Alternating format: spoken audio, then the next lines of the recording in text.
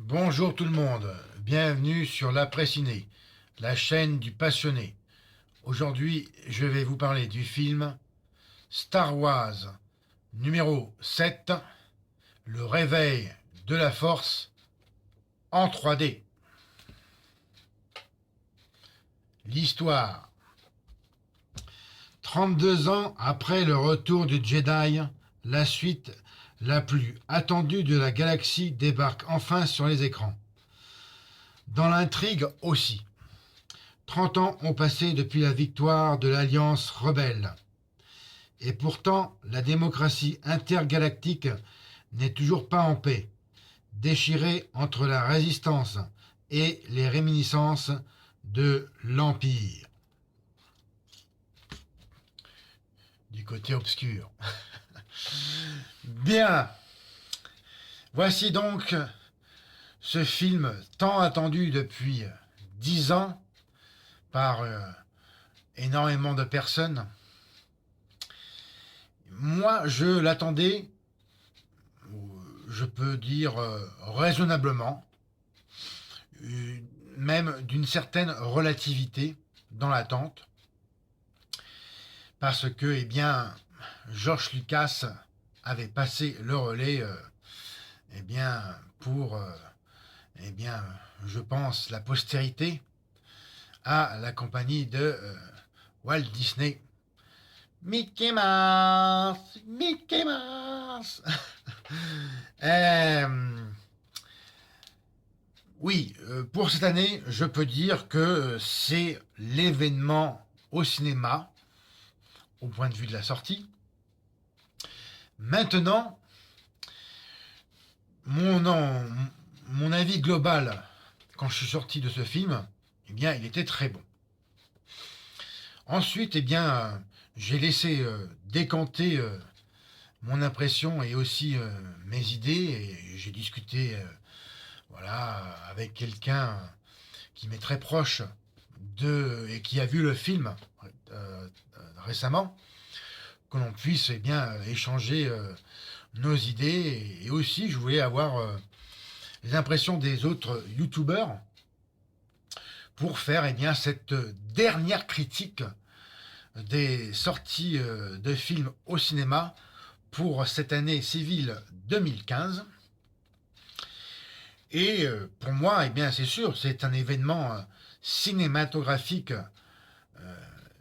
C'est vraiment sans détour que je peux dire, c'est une réussite dans son ensemble.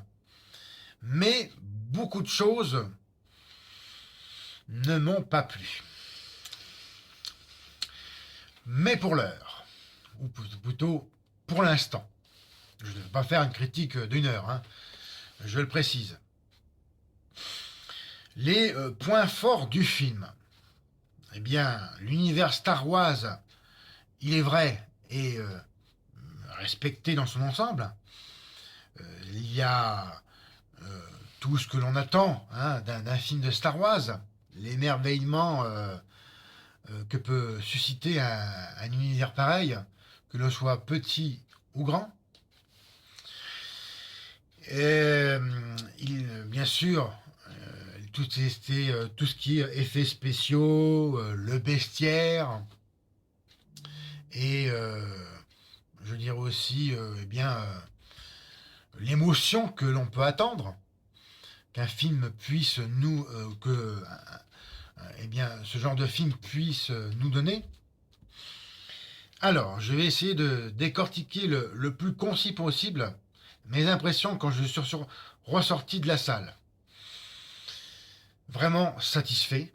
C'est vraiment à quoi je m'attendais hein, quand je suis allé eh bien, au cinéma.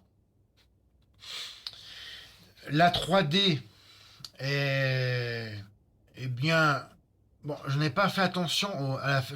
Moi, je suis resté jusqu'à la fin du générique. Je n'ai pas fait attention si c'était de la conversion. Je pense oui, mais non. Alors, si quelqu'un a vu ce détail, si possible, me le laisser dans les commentaires, comme d'habitude, en dessous de ma vidéo. Je dirais, moi, c'est de la conversion, mais je suis pas tout à fait sûr.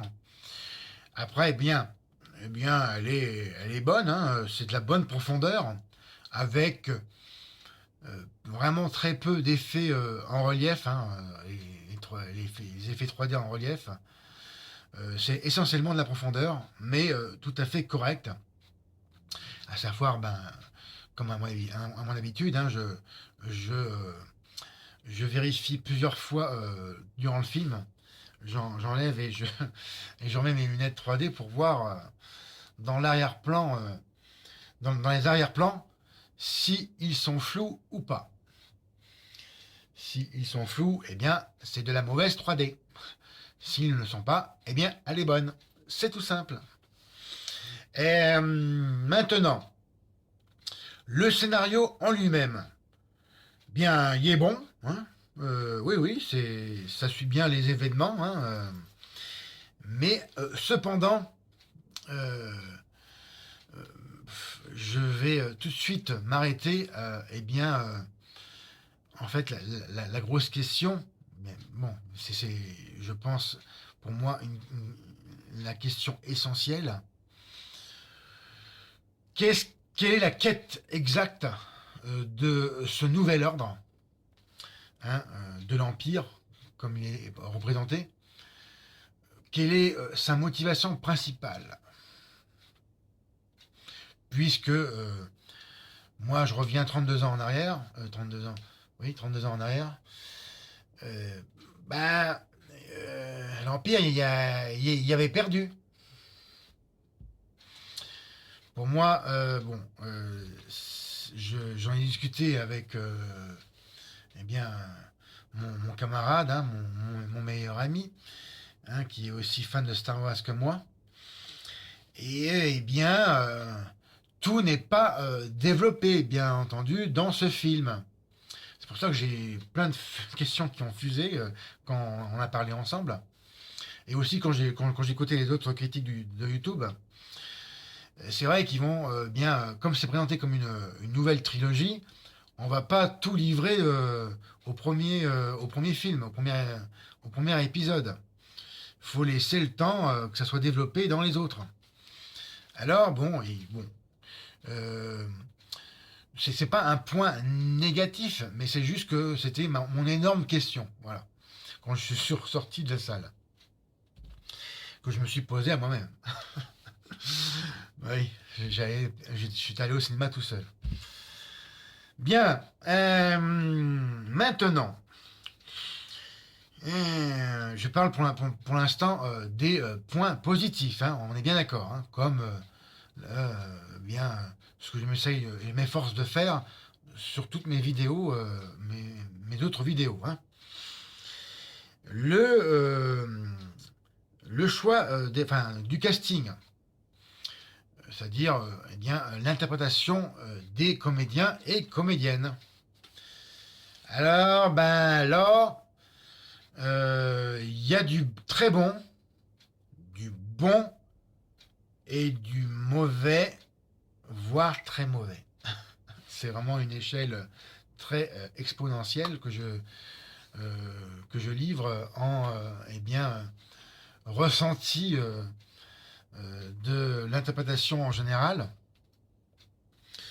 Pour le très bon et bon, ben bien sûr, moi je n'avais que Dieu, parce que bon, ben, elle est jolie, elle est merveilleuse, gentille, ouais, c'est une belle gosse quoi. C'est vrai que voilà, j'ai tout de suite accroché eh bien, le caractère de Ray, fille eh bien, forte, hein, qui est présentée dans l'histoire, mais qui est pour moi quand même qui cache bien eh bien, son malheur, pauvre chérie, dans eh bien, sa vie hein, au tout début du film. Mais bon, elle fait voilà, la petite Amazone qui qui m'a séduit particulièrement.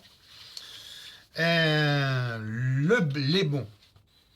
Bien, la bonne interprétation pour moi, c'est Carrie. Non, je me suis trompé. Han Solo, bien sûr. Ben, c'est un acteur que j'aime bien. en plus. Et puis là, même à 70 ans, hein, il est bon encore. Hein.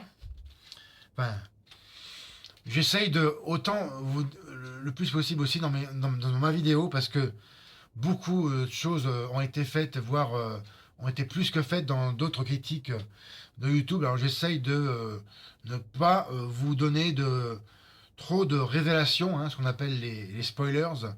J'essaye vraiment d'effleurer au maximum. Hein. Voilà. Pas vous livrer quand même pour les gens qui n'ont pas vu le film trop d'informations. Aujourd'hui, oui, je fais une vidéo. Voilà, et j'essaye de faire une vidéo carrée. Hein. Et puis, moi, je me sors, moi, Chewbacca, ma grosse peluche. Bon, c'est vrai que, bon, franchement, dans le film, il meuble, hein, pauvre Chewbacca. Il meuble ma grosse peluche. Il meuble de décor, je dirais. Je dirais qu'à part tirer à l'arbalète, bon, il est pas important, quoi. Enfin bon. Moi, Chewbacca, c'est quand j'étais petit. C'est mon gros nounours. C'est vrai que bon, voilà, c'est mes trois rôles principaux auxquels, pour moi, qui ont compté dans le film. Et leur interprétation est vraiment bien, voire très bien, parce que. Ah ouais. Bien. Et en plus, son caractère, pour moi, Rey, c'est le plus intéressant de l'histoire. Parce que, voilà, comme je le disais, petite chérie, elle est malheureuse au fond d'elle. Ceux qui ont vu le film voient de quoi je parle. Il y a une toute petite scène où on voit un peu ce qui aurait été un peu sa vie. Mais vraiment, c'est vraiment du flash. Hein.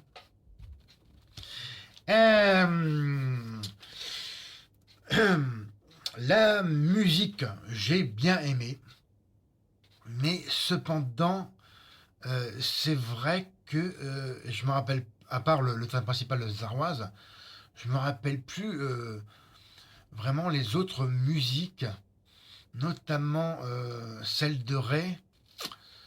Oui, ça, j'arrive pas à me rappeler. J'ai seulement en tête le thème principal de Star Wars. Hein. Mais la musique est bonne. Hein. D'ailleurs, je suis resté jusqu'à la fin du générique pour voilà, m'imprégner de toute cette ambiance musicale. Et aussi que j'aime bien voir les génériques, voir le pourquoi du comment ça a été fait. Au fait, au passage, je fais un petit coup de gueule hein, à la demoiselle, la personne qui nettoyait la salle. Vu que j'étais le dernier dans cette dite salle, et qui m'a regardé à un moment donné, il m'a dit il y a. Il n'y a pas de bonus à la fin, il n'y a pas de scène supplémentaire. Enfin, ouais, elle m'a dit ça, il n'y a pas de bonus à la fin. Mais j'ai envie de dire, mais ta gueule. Si j'ai envie de rester jusqu'à la fin, je reste, j'ai payé. De quoi je me mêle? Ah putain, alors. Ça, c'est un truc vraiment que je ne peux pas supporter, quoi. C'est que moi, je paye mon billet, c'est-à-dire du tout début jusqu'à la toute fin. Voilà. Bon, c'est mon petit coup de gueule, hein, ce personnel du CGR de Bourges. S'il regarde la vidéo, voilà. Je n'ai pas été désagréable parce que à ce moment-là, parce que j'étais dans mon film. Mais bon, c'est vraiment quelque chose qui me gonfle qui me ultra gonfle. Ceci dit, maintenant, les choses qui fâchent.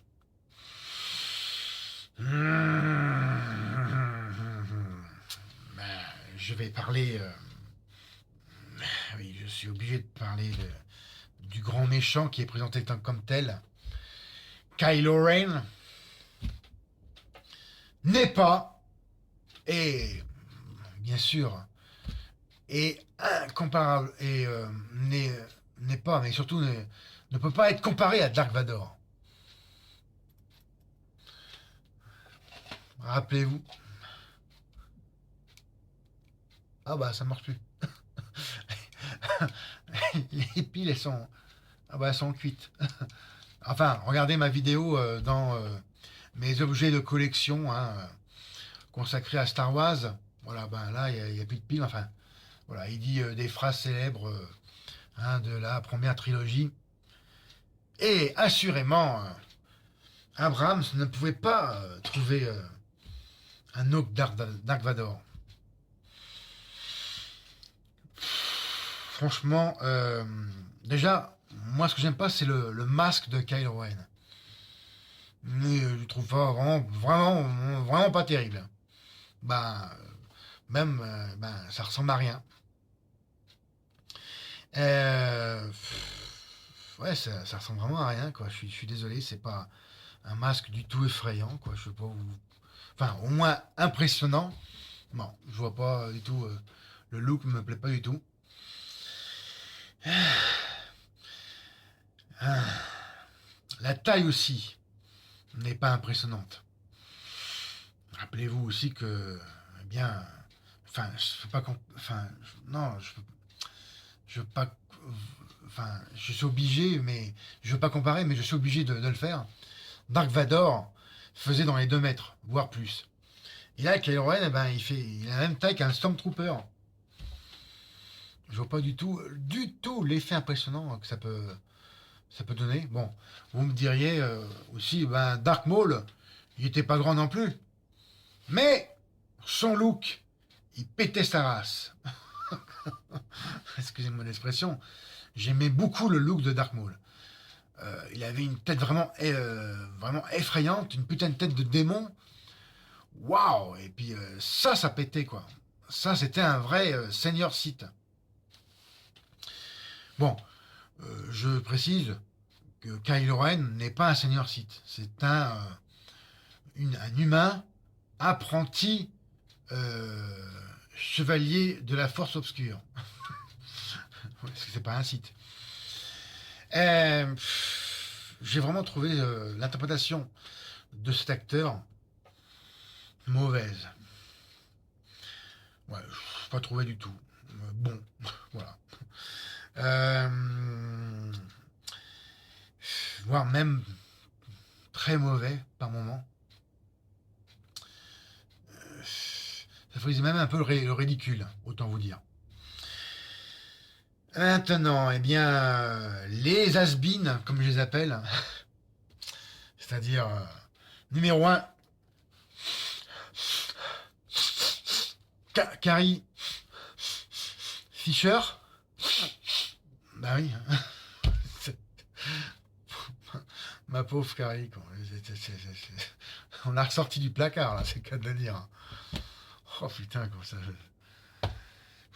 Pour moi, j'ai trouvé ça lamentable. Franchement, Carrie Fisher. Mais, mais le summum de l'Asbin, c'est Marc Hamill. En plus, il n'y a aucun dialogue. On le voit à la toute fin du film. Et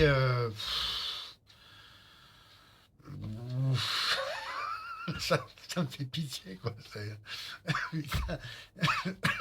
C'est excusez-moi, mais ça me fait rire tellement que c'est pitoyable, quoi. C'est putain.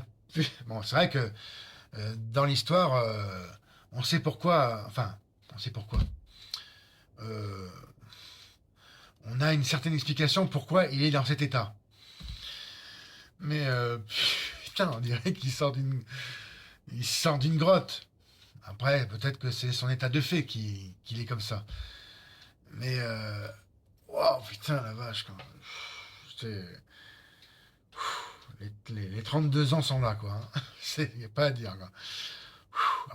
Même après, je l'ai vu lors de la soirée, la première à Londres, la première européenne, enfin sur YouTube. Hein. Et même en temps normal, il y avait vraiment, il fait super has-been, quoi. Faut vraiment que j'enterre le Luke de la première trilogie, quoi. C'est plus ça, quoi. Voilà. C'est plus ça. Bon. Euh, Bien sûr, si vous n'êtes pas d'accord, laissez-moi vos commentaires en dessous de ma vidéo, hein. Justement, j'attends que l'on puisse discuter, quoi. Mais franchement, Mark Hamill et Candy Fisher. Ben C'est. Waouh! Oh, ils vont à la retraite, hein? Bon. Euh, D'ailleurs, en parlant de cette toute fin de film, ben, j'ai trouvé ça vraiment, comme on dirait au Québec, ben, c'est plate. Euh, Ce qui veut dire, ben, c'est vraiment naze, quoi. J'ai trouvé. Wow. C'est à un moment donné, à un moment donné, ça m'a fait penser à. Je crois qu'il y avait un peu une scène similaire dans Lost, où il y avait comme ça, en fait, on voyait les personnages, euh, je dirais, d'une vue d'hélicoptère, hein, quelque chose comme ça, ou qui tournent un peu voilà, autour d'eux et en survolant. Tant il y a quelque chose de similaire dans un des épisodes de Lost, autant que ma mémoire ne me trahisse pas. Mais j'ai vraiment trouvé ça plate, c'est vrai, quoi. Le, voilà, cette fin est, cette fin, en fait, m'a. Euh, ouais, je dirais, je peux dire ça. M'a laissé sur ma faim. C'est le cas de le dire. Euh, enfin, comme on dit au Québec, on avait envie de dire oh ouais! Vas-y! Oh ouais, non! Aïe, aïe, aïe. Bon, enfin, je veux dire, c'est c'est pas une fin de Star Wars qu'il aurait fallu qu'elle soit. Voilà. Pour essayer de me résumer au maximum. Miam, miam, miam. Et puis bon, il y a d'autres questions aussi. Bon, bah, hier, j'en ai parlé à mon camarade, et puis bon, voilà, ça s'est un peu mieux décanté dans mon esprit. Oui, le pourquoi du comment, en fait, aussi, pourquoi, eh bien, il y a quelqu'un qui meurt, en fait, aussi, bon, bah, c'était hyper prévisible dans l'histoire, enfin, au moins dans la scène. Bon, c'est pas vraiment ça, mais enfin, c'est surtout le pourquoi que Ray, aussi, je me pose la question, et comment se fait-il qu'elle trouve un, je dirais, pour pas essayer de nous donner un minimum de détails,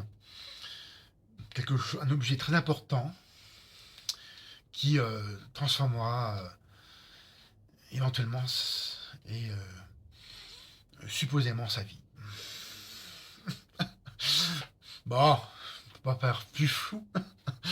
Mais bon, j'ai eu réponse aussi à ma question.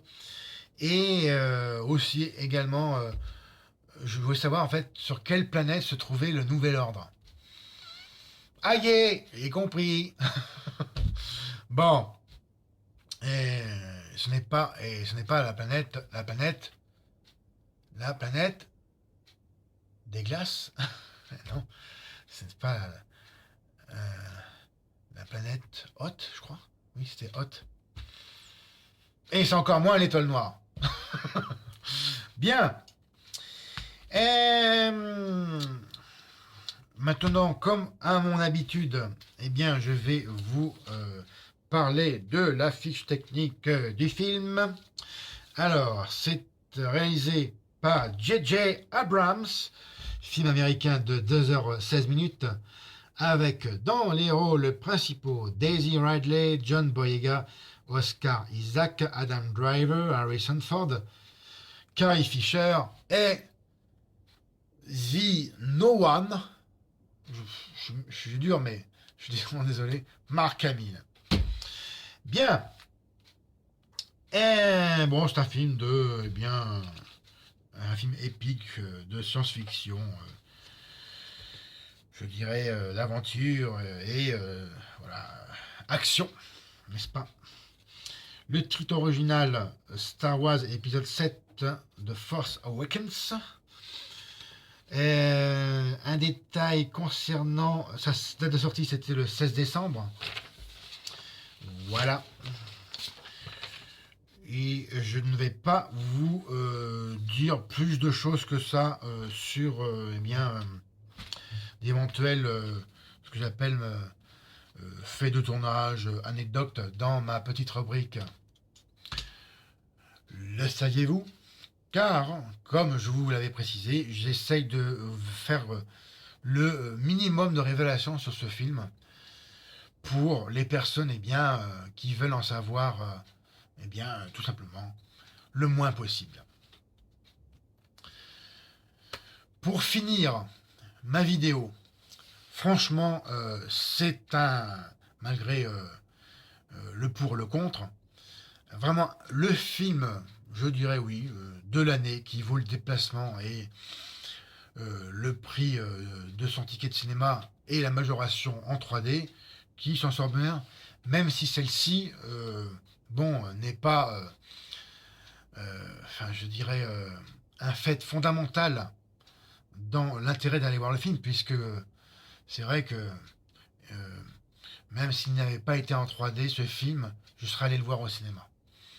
C'est une des exceptions que j'aurais faites et que j'ai fait avec Interstellar, hein, où je suis allé le voir au cinéma, parce que Interstellar, voilà, c'était un film qui était vraiment pour moi important d'aller voir au cinéma, puisqu'il y a cette dimension eh bien, spatiale d'une salle de cinéma que, eh bien, même si on a le meilleur des équipements possibles chez soi, on ne peut pas avoir l'équivalence eh bien, d'une salle de cinéma au niveau eh bien, acoustique et écran.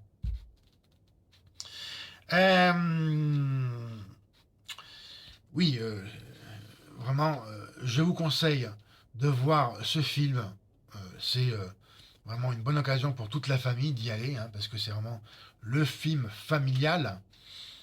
Je dirais, entre parenthèses et entre guillemets, Disney oblige. Il conclut bien, eh bien cette année cinématographique riche en sorties. Voici ce qui conclut eh bien, cette critique de Star Wars. La note finale que je lui donne, film plus 3D. Film, eh bien, c'est du 17 sur 20. 3D, 15. Hein. Il y a vraiment des plans, vraiment des plans 3D intéressants. Des effets visuels qui vont avec, qui sont vraiment magnifiques. Vraiment, je précise que tout ce qui est qualité de la photographie du film, où j'en parle dans toutes mes vidéos, et vraiment, c'est du super travail qu'a fait Abrams. Vraiment bravo. Il y a des superbes couleurs. Enfin, je veux dire, c'est du grand spectacle. Merci pour votre attention. Alors, comme d'habitude, regardez et partagez mes autres vidéos. Mettez-moi un M si vous avez aimé. Laissez-moi vos commentaires, hein, qui sont très importants pour moi. Suivez également mon actualité sur mon compte Twitter, l'après ciné. Je vous souhaite un bon cinéma de fin d'année et vous donne rendez-vous pour l'année 2016 qui sera elle aussi riche en sorties cinématographiques. C'était Fred. Salut.